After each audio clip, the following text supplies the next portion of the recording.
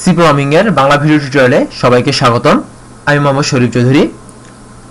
আজকের পর্বে আমি প্রবলেম সলভ নিয়ে আলোচনা করব। সো আগে বলে রাখি যে সি প্রোগ্রামিং এর উপর একটু দক্ষ হতে গেলেই আমাদেরকে প্রবলেম সলভ করা শিখতে লাগবে। যে আমরা আসলে প্রোগ্রামিং করি বিভিন্ন প্রবলেম সলভ করার জন্য, যে রিয়েল লাইফে অনেক কিছু প্রবলেম আসে, সেই প্রবলেমগুলো আমরা কিভাবে সলভ করব। এবং সাধারণভাবে যে আমরা যেভাবে সলভ করি একজন মানুষের সেরকম পারফেক্ট না হতে পারে, কিন্তু কম্পিউটারের ক্ষেত্রে অনেক বেশি পারফেক্ট হয়। সো আমরা কম্পিউটারকে যদি পারফেক্ট করতে চাই তাহলে আমাদেরকে হচ্ছে যে কম্পিউটারকে বোঝাতে হবে যে আমরা কি কাজটা করতে যাচ্ছি। আর এই জন্যই আমরা শিখতেছি প্রোগ্রামিং ল্যাঙ্গুয়েজ। প্রোগ্রামিং ল্যাঙ্গুয়েজের মাধ্যমে আমরা কি করতে যাচ্ছি সেটা আমরা কম্পিউটারকে বুঝাবো এবং কম্পিউটার সেই অনুযায়ী কাজ করবে। এখন এই দক্ষতাটা যদি আমরা এই বিভিন্ন প্রবলেম সলভ করার এই দক্ষতাটা বৃদ্ধি পাই যদি আমরা শুরু থেকেই প্রবলেম সলভের দিকে আগাই। হ্যাঁ, সো এখন আমরা হচ্ছে যে প্রবলেম সলভ নিয়ে জন্য আমি কিছু পর্ব রেখেছি, যার মাধ্যমে প্রতিটা পর্বে আমি একটা পার্টিকুলার প্রবলেম নিয়ে আলোচনা করব এবং এই পার্টিকুলার প্রবলেম নিয়ে আলোচনা শেষে আমি বলবো যে এই ধরনের এই প্রবলেমগুলো সলভ করা যেতে পারে। একটু ট্রাই করার জন্য আপনারা অবশ্যই ট্রাই করবেন এবং না পারলে আমার সঙ্গে কন্ট্যাক্ট করবেন, আমার ইমেল অ্যাড্রেস দেওয়া রয়েছে। এখন আজকে যে আমি প্রবলেমটা শুরু করব, যে আজকে প্রবলেম শুরু করার আগে বলি যে আজকের পর্বটা হচ্ছে শূন্য পর্ব।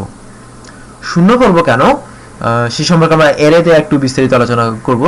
তার আগে বলে রাখি যে এরের ধারণা থেকে আমি শূন্য পর্ব শুরু করেছি। যে এরের প্রতিটা এর শুরু হয় ফার্স্ট এলিমেন্টটাই হয় শূন্যতম এলিমেন্ট এবং শূন্য দিয়ে শুরু হয়। যে এ থেকে A10 যদি আমি ডিক্লেয়ার করি তখন সেটা এর অধ্যায়ে ভালো করে বুঝবো। মানে কি, আমি 10টা যদি উপাদান ডিক্লেয়ার করি 10টা উপাদানই হয় যে প্রথমটা হয় A0 থেকে শুরু হয় A9 পর্যন্ত, তার মানে কি এর মধ্যে মোট 10টা উপাদান থাকে সেই জিনিসটা। তাই আজকের পর্বটাই হচ্ছে আমাদের 0তম পর্ব এবং 0তম পর্বে আমাদের যে প্রবলেমটা সেটাও অনেক সোজা একটা প্রবলেম এবং সেটা আমরা কিভাবে সলভ করার জন্য কিভাবে বিভিন্ন টেকনিক ইউজ করবো সেই জিনিসগুলো আমরা লক্ষ্য করব। আচ্ছা, প্রথমেই আমরা যে প্রবলেমটা সম্পর্কে আলোচনা করি, যে আমাদের প্রবলেমটা থাকবে যে আমরা দুটো ভেরিয়েবল a, b দেওয়া থাকবে এবং এদের মান আমি দিয়ে দেবো। যে ধরলাম যে a = 5, b = 6 দিয়ে দিলাম। সো আমার যে কাজটা হচ্ছে যে সেই কাজটা যে আমি বলবো যে কোনটা বড় কোনটা ছোট, আর যদি দুটি সমান হয় তাহলে এটাও বলতে হবে যে a আর b সমান। এখন আমি a আর b এর মান বিভিন্ন প্রতিটা প্রোগ্রামের ক্ষেত্রে আমি চেঞ্জ করে দিব, কিন্তু আমার কোডটা চেঞ্জ হবে না। আমি এখানে জাস্ট মান দুটো চেঞ্জ করে দিব এবং আমি আউটপুটের মাধ্যমে পাবো সেটা। মানে কিরকম, যদি দুইটা এরকম 5, 6 থাকে তাহলে দেখাবে যে a is less than b, অথবা দেখা যায় b is greater than a। মানে যদি আমরা greater than দিয়ে চেঞ্জ করি তাহলে b is greater than a, অথবা b is greater, অথবা দেখাতে পারে যে সবথেকে যে বড় সংখ্যাটা যদি দেখাতে পারে তাহলে তখন দেখাবে যে b, অথবা যদি আমরা a এর মান 6 হয় b এর মান 5 হয় তখন দেখাবে a।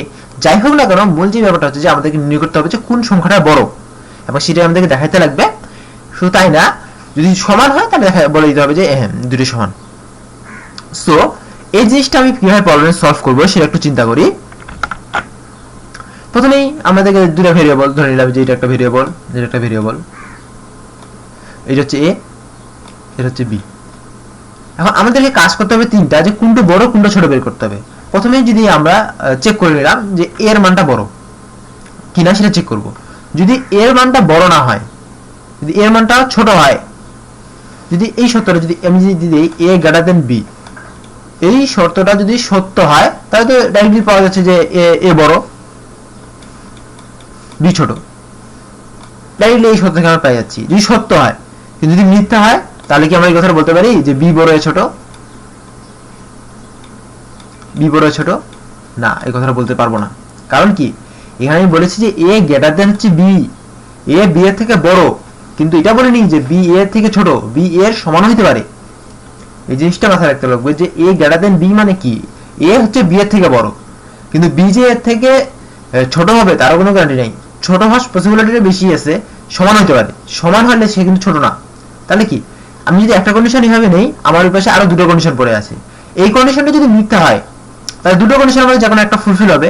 হয় হবে a = b, এই কন্ডিশনটা সত্য হবে, অথবা a less than b, এই কন্ডিশনটা সত্য হবে। তার মানে কি, আমি যে কোনো যদি দুটো কন্ডিশন চেক করি তাহলে পেয়ে যাব। আমি যখন এটা চেক করলাম, এটা যদি সত্য হয় তাহলে ডাইরেক্টলি বলে দেবো যে a বড়, যদি এটা মিথ্যা হয় তাহলে চেক করবো এটা a ইকুয়াল b কিনা। যদি দেখি যে হ্যাঁ a ইকুয়াল b হচ্ছে, যদি দেখা যাচ্ছে যে না a ইকুয়াল b হচ্ছে, তাহলে সঙ্গে সঙ্গে ধরে নিব যে হ্যাঁ মানে a b এর সমান। এবং যদি এই জিনিসটা না হয় তাহলে কি b এর থেকে ছোট। এইভাবে যদি আমরা কল্পনা করি তাহলে আমরা এই প্রবলেমটা খুব সুন্দরভাবে সলভ করতে পারবো। সো আসা যাক প্রোগ্রামে। এই কাজটা আমরা কিভাবে করবো সে সম্পর্কে আমি এর আগে আলোচনা করেছি কিনা সেটা হয়তো আপনারাই ভালো করে বলতে পারবেন, কিন্তু আমি আর মনে হচ্ছে আমি এই সম্পর্কে আলোচনা করেছি, কারণ আমি একটা অপারেটরের মধ্যে একটা অপারেটর এই সম্পর্কে আমি রিলেটেড আলোচনা করেছি। যদি আপনারা প্র্যাকটিস করে থাকেন তাহলে হয়তো এই প্রবলেমটা আমি বলার আগে আপনারা সলভ করে ফেলবেন, এবং হয়তো এতক্ষণ আপনারা সলভ করে ফেলেছেন। যদি সলভ না করে থাকেন তাহলে হয়তো ট্রাই করতে পারেন, আমি সলভ দেওয়ার আগ পর্যন্ত আপনারা ট্রাই করতে পারেন, অথবা এই জায়গাটা পোস্ট করে রাখতে পারেন, তারপরে দেখতে পারেন যদি কোথাও ভুল হয়েছে কিনা। তো আমি শুরু করি। কিরকম আমরা যেটা করেছিলাম সেটা ছিল কন্ডিশনাল অপারেটর। কন্ডিশনাল অপারেটরের কাজটা কি ছিল, যে একটা হোয়ার চিহ্ন থাকবে, তার আগে একটা থাকবে এক্সপ্রেশন থাকবে, তারপর একটা হোয়ার চিহ্ন থাকবে। যদি সত্য হয় তাহলে এখানে যে একটা স্টেটমেন্ট থাকবে সে গোটা স্টেটমেন্টের জায়গায় সেই স্টেটমেন্টটা হয়ে যাবে। আর যদি মিথ্যা হয় তাহলে এখানে যেটা হবে স্টেটমেন্ট 2টা কাজ করবে। এটাই হয়েছিল যে কন্ডিশনাল অপারেটরের কাজ। সো আমরা সেই কন্ডিশনাল অপারেটরের কাজ করব। তো আমরা প্রথমে বলেছিলাম যে চেক করে নিব যে a গ্রেটার দেন b কিনা। আমরা চেক করে নিব যে a গ্রেটার দেন b কিনা। যদি a গ্রেটার দেন b হয়, যদি আমার এই শর্তটা সত্য হয়, তাহলে কাজটা কি করবে, যে প্রিন্ট করবে printf। কি করবে, printf কি লিখবে যে a is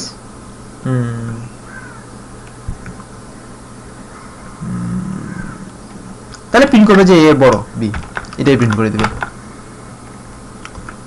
সোজা। কিন্তু যদি না হয় তাহলে কি করবে, তাহলে সে কিন্তু আবার কন্ডিশনটা চেক করবে। তার মানে কি, এখানে আমি একটা আলাদা আবার একটা আমি এখানে কন্ডিশনাল স্টেটমেন্ট চালাবো। সেটা কি রকম হবে, যে তাহলে আমি কি বলেছিলাম, তারপর যে আমি চেক করব যে a ইকুয়াল b কিনা, ইকুয়াল b কন্ডিশনাল স্টেটমেন্ট দিলাম। কন্ডিশনাল স্টেটমেন্ট দেওয়ার পরে আমি এখানে কন্ডিশনাল অপারেটরে এখানে দিব যে আমি যদি এটা সত্য হয় তাহলে কি হবে, লিখবে যে a printf করবে a ইকুয়াল b।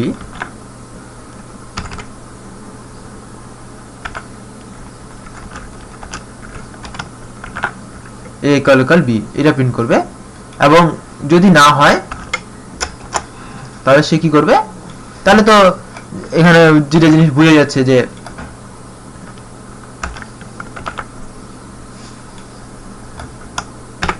তাহলে কি বোঝা যাচ্ছে, যদি বড় হয় a b এর থেকে বড় হয় তাহলে a b এর থেকে বড়, যদি সমান হয় তাহলে সমান, যদি বড় না হয় সমান নাও না হয় তাহলে কি ছোট, a b এর থেকে ছোট, এটা প্রিন্ট করবে। কমা দিয়ে দেবো।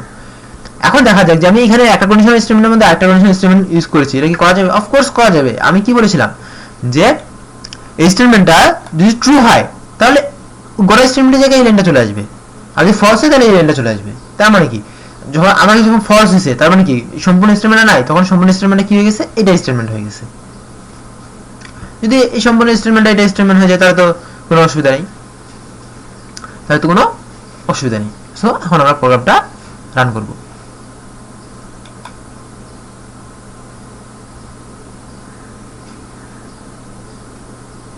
হচ্ছে a less than b। Of course আমাদের প্রবলেমটা সলভ হয়ে গেছে। এবার আমরা কি করব, যে a এর মান 6 করে দেব, b এর মান 6 করে দেব। তবে আবার প্রোগ্রামটা রান করব, দেখাচ্ছে a ইকুয়াল b। এবার a এর মান বড় করে দিলাম, b এর মান ছোট করে দিলাম। সো এবার আবার প্রোগ্রামটা রান করলাম, দেখাচ্ছে a ইকুয়াল b। মানে কি, আমার প্রবলেমটা ভালোভাবে সলভ হয়েছে। এবার আমরা আলাদা করতে পারি। প্রথমে আমি চেক করে নিব যে a b এর সমান কিনা, এটা আমরা করতে পারি। a b এর সমান কিনা প্রথমে আমরা চেক করে নিলাম, যদি সমান হয় তাহলে আমরা লিখে দিলাম যে হ্যাঁ a b এর সমান। যদি সমান না হয় তাহলে চেক করব a b এর থেকে বড় কিনা। যদি চেক করব a b এর থেকে বড় কিনা, যদি a b এর থেকে বড় হয় তাহলে লিখে দেব যে a b এর থেকে বড়, নাহলে তো a b এর থেকে ছোট। একই কাজ।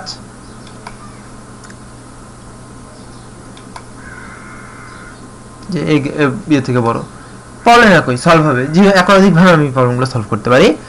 সো যেভাবে সলভ করি না কেন সেটা হচ্ছে যে সলভ যেভাবেই করি না কেন সেটা দেখার বিষয় না, সলভ হলেই হলো এটাই দেখার বিষয়। সো কোন যে ব্যাপারটা হচ্ছে যে আমাদেরকে এই বিষয়গুলো প্র্যাকটিস করতে হবে। যত বেশি প্র্যাকটিস করবো আমরা তত বেশি এই ব্যাপারে শিখবো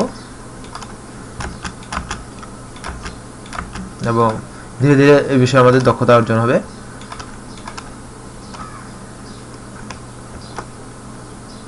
এগুলোর মধ্যে আসা যাচ্ছে না। সো যাই হোক, এখন আমি বলবো যে এর রিলেটেড আমি কি কি প্রবলেম সলভ করতে পারি। আমরা সলভ করতে পারি, আমরা ধরবো যে 3টা ইন্টিজার সংখ্যা নিব, a, b, c। আমাদের কাজটা হবে যে কোনটি বড়, কোনটি মেজর, কোনটি ছোট, মানে সিরিয়ালি সাজানো। যদি a বড় হয়, যদি a এর মান 1, b এর মান 3, c এর মান 2 হয়, তাহলে আমাদের সিরিয়ালি সাজাবো 1 2 3। এটা এই ধরনের প্রবলেম এই ধরনের দিয়ে সম্ভব হবে। নেস্টেড, এটাকে বলা হয় নেস্টেড, যে আমি একটা কন্ডিশনাল অপারেটরের মাঝখানে আমি আরেকটা কন্ডিশনাল অপারেটর ইউজ করছি, একটার ভিতরে আরেকটা ইউজ করছি, এটাকে নেস্টেড বলা হয়। এইভাবে আমরা এই কাজটা করতে পারি, খুব সাধারণভাবে করতে পারি, যে কিভাবে দুটো তিনটার মধ্যে ইন্টারচেঞ্জ, তারপর এই কাজটা করতে পারি। সো যাই হোক না কেন, কোন সংখ্যা বড়, কোন সংখ্যা ছোট, এই রিলেটেড কাজগুলো আমরা এভাবে করতে পারবো। তো সো যাই হোক না কেন, এই প্রবলেমটা আপনারা যে নতুন যে প্রবলেমটা দিলাম সেই প্রবলেমটা যদি আপনারা সলভ করেন, তাহলে এই বিষয়ে আপনাদের মজাটা একটু বেশি পাবেন এবং তার পাশাপাশি প্রোগ্রামিং সলভের যে দক্ষতাটা সেটা আপনাদের বৃদ্ধি পাবে। সো ধন্যবাদ সবাইকে আমার সাথে থাকার জন্য। দেখা হয় পরের টিউটোরিয়ালে নতুন কোনো বিষয় নিয়ে।